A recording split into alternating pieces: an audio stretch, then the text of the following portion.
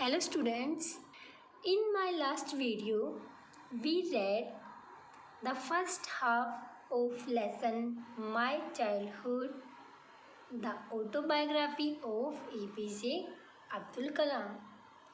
Today we will do the next half of this lesson. Here APJ Abdul Kalam is reminding an incident which happened when he was in 5th standard.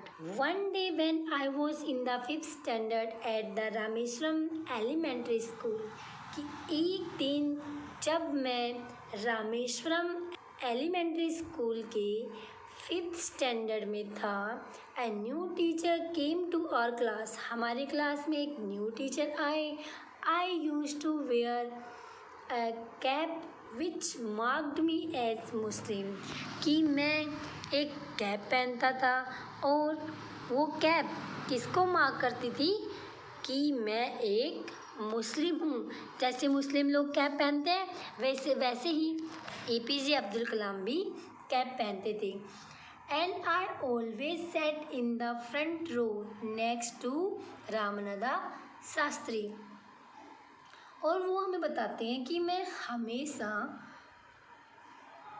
Front row में बैठते थे जो कि रामनदा शास्त्री के बिल्कुल next थी.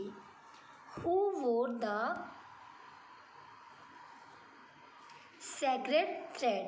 और रामनदा शास्त्री क्या पहनते थे? Sacred thread. सेक्रेड थ्रेड जिसे हम धागा बोलते हैं. ब्राह्मण लोग जो धागा पहनते हैं, जनेऊ पहनते हैं. The new teacher couldn't stomach a Hindu priest sitting with a Muslim boy. Couldn't stomach means couldn't tolerate, सहन नहीं कर पाए. नया टीचर इस बात को सहन नहीं कर पाया कि एक हिंदू प्रीस्ट, हिंदू पुजारी का बेटा एक मुस्लिम लड़के के साथ बैठे. In accordance with our social ranking as the new teacher saw it. New teacher ने उसे हमारे सोशल रैंकिंग के अकॉर्डिंग ही उन्हें देखा कि जिसमें ब्राह्मण को सुपीरियर और मुस्लिम को इन्फीरियर समझा जाता है. I was asked to go and sit on the back bench. Kalam हमें बता रहे हैं कि मुझे पीछे की सीट पर जाकर बैठने के लिए बोला गया. I felt very sad. मुझे बहुत बुरा लगा, मुझे बहुत सैड फील हुआ.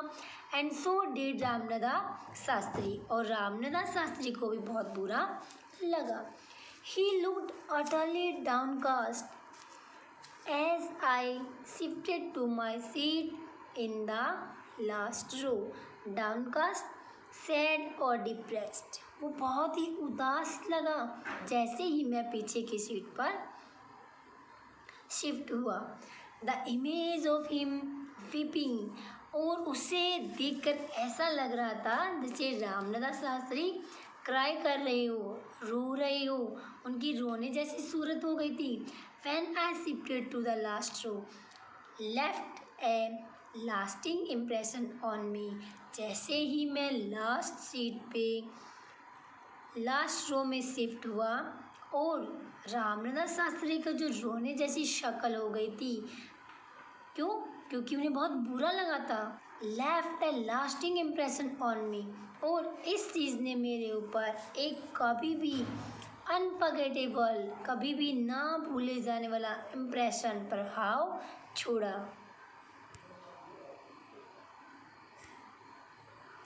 After school we went home. School के बाद हम घर गए and told our respective parents about the incident. और इस इंसिडेंट के बारे में हमने अपने पेरेंट्स को बताया. Lakshmana Shastri summoned the teacher. Lakshmana Shastri कौन थे? रामनदा शास्त्री के फादर. उन्होंने टीचर को बुलाया एंड इन आवर प्रेजेंस, हमारी उपस्थिति में, told the teacher that he should not spread the poison of social inequality and communal intolerance. उन्होंने टीचर को बताया कि उसे सोशल इनइक्वालिटी, सामाजिक असमानता और कम्युनल, सांप्रदायिक, इंटॉलरेंस, असहिष्णुता, धर्म के आधार पर जो भेदभाव होता है उसका जहर स्प्रेड नहीं करना चाहिए। कि उन्होंने टीचर को बताया कि उसे इन बच्चों के अंदर सामाजिक असमानता और धार्मिक भेदभाव का जहर नहीं फैलाना चाहिए। In the minds of innocent children, in innocent मासूम बच्चों के माइंड में। He bluntly asked the teacher to either apologize और क्विट द स्कूल। और उन्होंने ब्लंटली, शार्पली, स्टिकली टीचर से कहा कि या तो वो माफ़ी मांगे या फिर स्कूल को छोड़ दे। एंड द आइलैंड, और आइलैंड को भी, रामेश्वरम को भी छोड़कर चला जाए। Not only did the teacher regret his behaviour, teacher ने अपने बिहेवियर के लिए रिग्रेट, पछतावा ही नहीं किया, पर the strong sense of conviction Lakshmana Sastri conveyed ultimately reform the young teacher. Lakshmana Sastri के दृढ़ निश्चय, दृढ़ विश्वास से, स्ट्रॉन्ग बिलीफ से उस यंग टीचर में अपने आप ही एक रिफॉर्म, एक सुधार हुआ।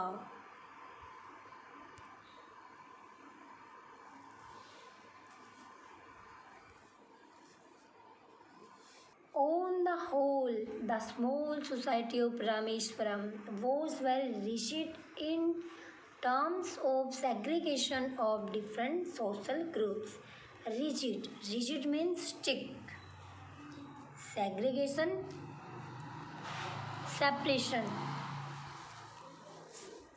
The divisions of society into 4 groups, Brahmin, Kshatriyas, Vaishyas, Sudras, was strictly followed in the Rameswaram.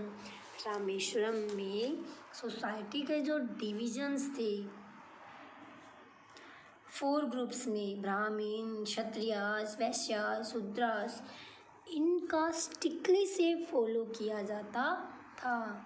However, my science teacher Shiva Subramanya Iyer, though an orthodox Brahmin, की हालांकि मेरे साइंस टीचर जिनका नाम शिवा सुब्रमण्य अय्यर था वो एक ऑर्थोडॉक्स ब्राह्मण थे।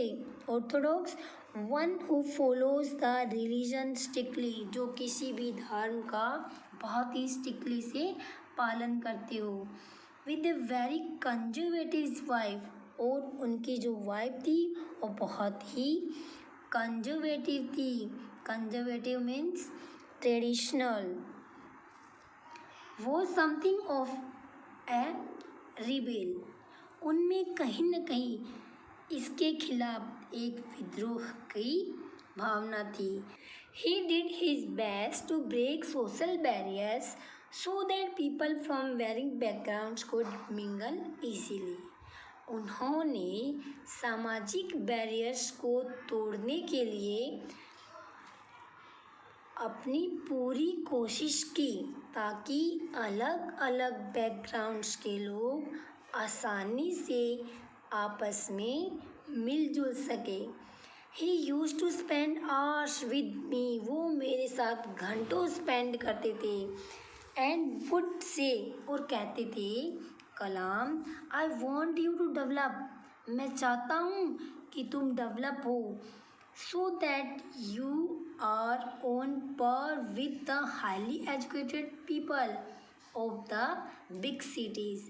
यहाँ पे डेवलप होने का मीनिंग क्या है कि कलाम तुम भी हाई एजुकेशन को प्राप्त करो ताकि तुम भी एजुकेटेड लोगों की तरह, शहर के, बड़े शहर के एजुकेटेड लोगों की तरह से बनो।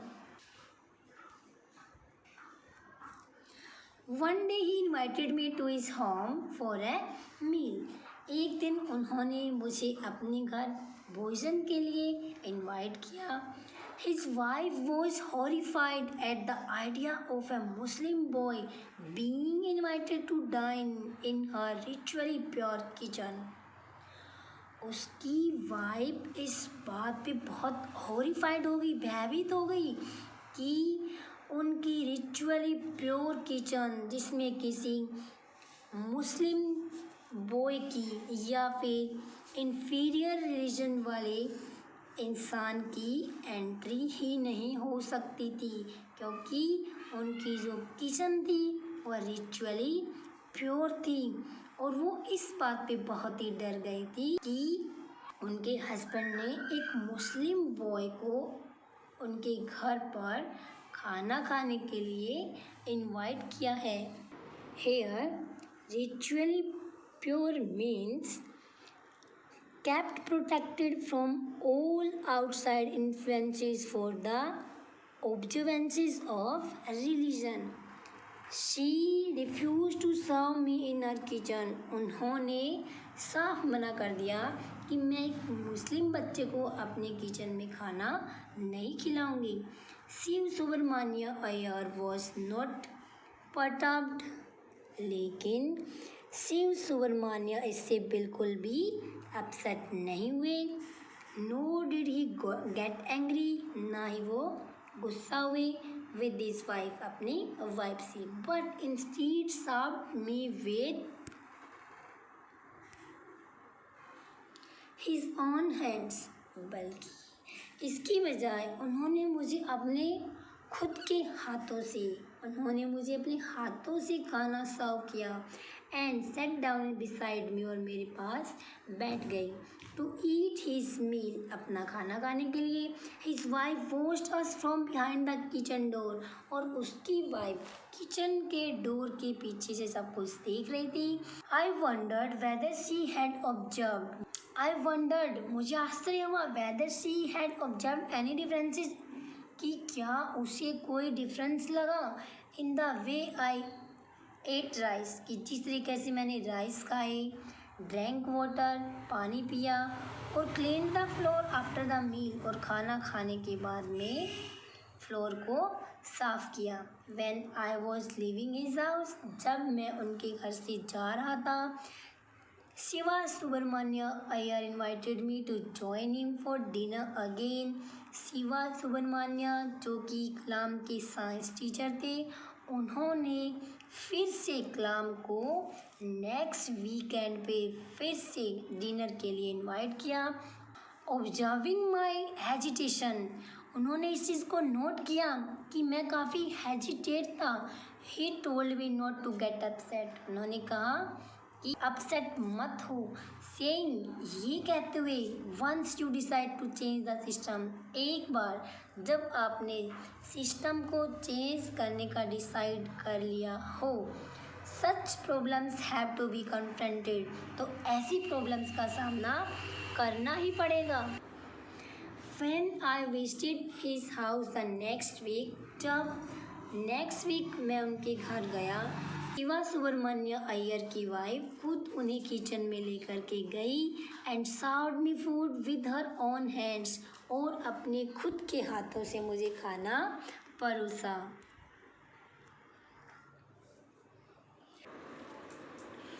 Then the second world war was over, second world war over हो चुका था, and India's freedom was imminent, imminent means about to happen, कि इंडिया को फ्रीडम मिलने ही वाली थी। Indians will build their own India, और फिर इंडियंस अपने इंडिया को खुद से अपने इंडिया को बनाएंगे। डिक्लेयर्ड गांधी जी, ऐसा किसने डिक्लेयर किया? गांधी जी ने। The whole country was filled with an unprecedented optimism, और unprecedented means never done or know before. Optimism, hope, cheer. The entire country was filled with the hope and happiness. Everyone was experiencing such a feeling which they had never felt before. I asked my father for permission to leave Rameswaram. मैंने अपने father से रामेश्वरम को छोड़ने की permission ली and study at the district headquarters in Ramanathapuram. कि मैं अब रामनाथपुरम के डिस्ट्रिक्ट हेडक्वार्टर्स में अपनी स्टडी करना चाहता हूँ। He told me as if thinking aloud. उन्होंने मुझे He told me as if thinking aloud. Abul, I know you have to go away to grow. APJ asked his father to allow him to go to Ramnathpuram, which was the district headquarters for higher studies. In reply, his father told him that he knew that APJ needed to go away so that he could move ahead in life. Does the seagull not fly across the sun alone and without a nest? He gave the example of a seagull. Seagull, a bird which flies away in the sky all alone and does not have a nest. It means it does not have a home of its own as it keeps on flying from one place to another. He quoted Khalil Gibran to my hesitant mother. When APJ's mother came to know that he was about to leave home and wanted to go Ramnathpuram for higher studies, she got upset. APJ's father tried to calm her down and told her a few lines from a famous poem titled Your Children, written by Khalil Gibran. Your children are not your children. They are the sons and daughters of life's longing for itself. They come through you, but not from you. You may give them your love, but not your thoughts, for they have their own thoughts. He said that your children are not your children. They are the children of life. Don't think that you can rule your children. He said that your children are not your children. They are the children of life. Don't think that you can rule your children. They are a result of life's desire for itself. They have their own thoughts. He asked her to give them freedom to fulfill their thoughts. Dear students, we have completed lesson My Childhood, an autobiography of APJ Abdul Kalam. Thank you.